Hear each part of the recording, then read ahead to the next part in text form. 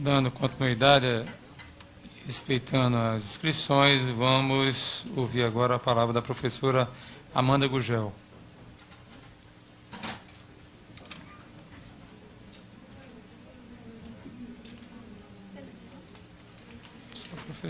Bom dia a todas e todos.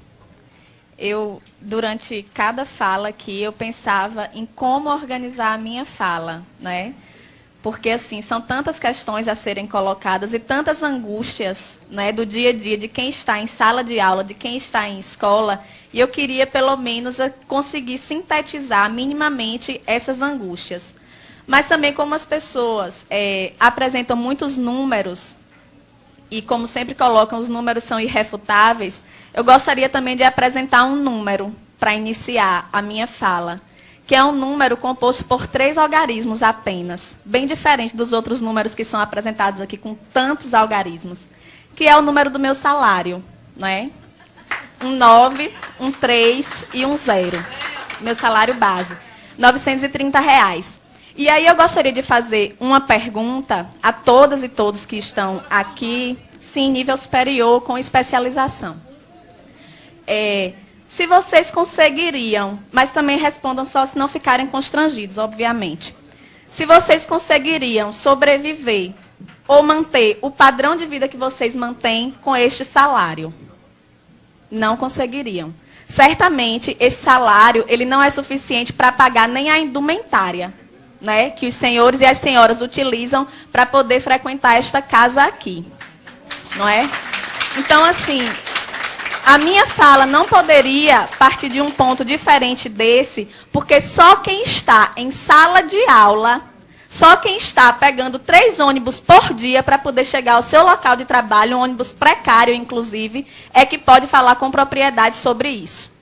Fora isso, qualquer colocação que seja feita aqui, qualquer consideração que seja feita aqui, é apenas para mascarar uma verdade, que é uma verdade visível a todo mundo, que é o fato de que, em nenhum governo, em nenhum momento que nós tivemos no nosso estado, na nossa cidade, no nosso país, a educação foi uma prioridade.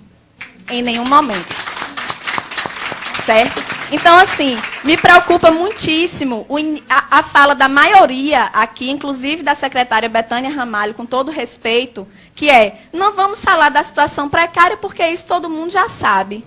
Como assim não vamos falar da situação precária? Gente, nós estamos banalizando isso daí. Estamos aceitando a condição precária da educação como uma fatalidade. Estão me colocando dentro de uma sala de aula com um giz e um quadro para salvar o Brasil. É isso. Salas de aulas superlotadas, com os alunos entrando a cada momento com uma carteira na cabeça, porque não tem carteiras nas salas. Sou eu a redentora do país? Não posso, não tenho condições. Muito menos com o salário que eu recebo. Tá certo? A secretária disse ainda que nós não podemos ser imediatistas, ver apenas a condição imediata.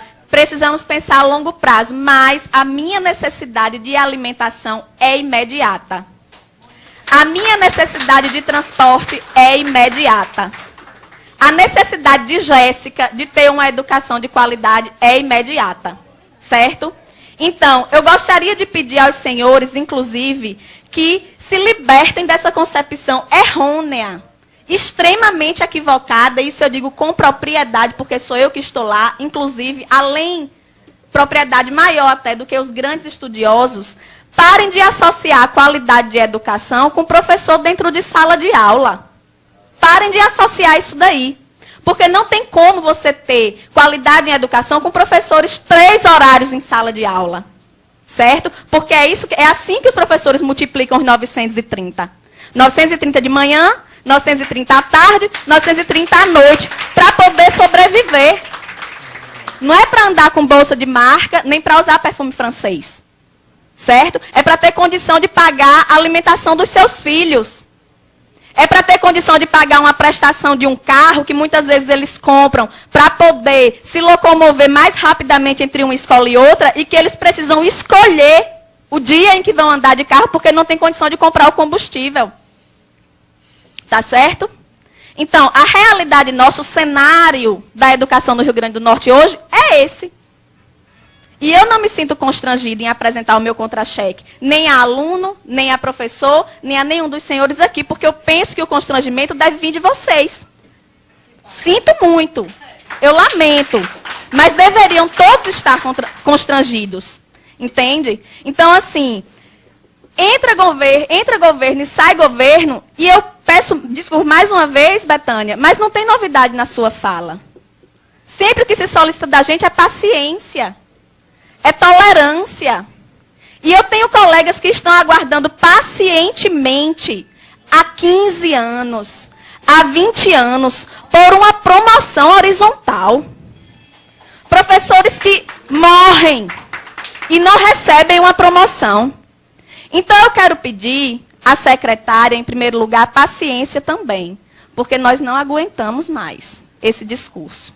Não aguentamos. O que nós queremos é objetividade. Como é que é? Queremos sair desse impasse? Queremos. Mas como? Sem nenhuma proposta, de mãos abanando? Voltar mais uma vez desmoralizado para a sala de aula, para o aluno dizer, professor, a gente ficou aqui sem ter aula e só isso. Vocês receberam R$20, R$30, dão risada.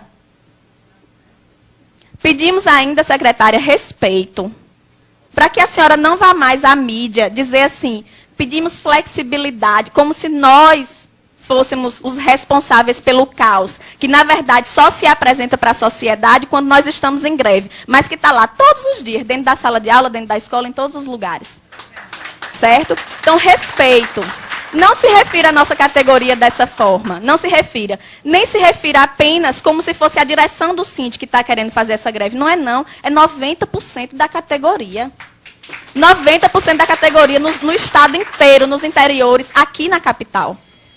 Certo? Pedimos aos deputados apoio. Estejam mais presentes, participem ali, vão à nossa assembleia, procurem ouvir esses trabalhadores, procurem saber a realidade. Certo? Pedir à promotoria que esteja com a fiscalização efetiva ao Ministério Público.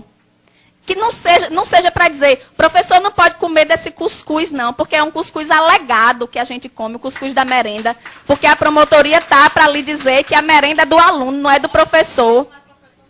Certo? É assim que funciona. Diga-se de passagem, nós não temos recursos para estar nos alimentando diariamente fora de casa. Não temos para isso. Certo? Então, são muitas questões mais complexas, certo? São muitas questões muito complexas que poderiam ser colocadas aqui, mas, infelizmente, o tempo é curto e eu gostaria de solicitar isso. Em nome dos meus colegas que comem o cuscuz alegado, em nome dos meus colegas que pegam 3 ônibus para chegar ao seu local de trabalho, em nome de Jéssica, que está sem assistir aula nesse momento, mas que fica sem assistir aula por muitos outros motivos, por falta de professor, por falta de merenda, certo? É isso que eu quero dizer.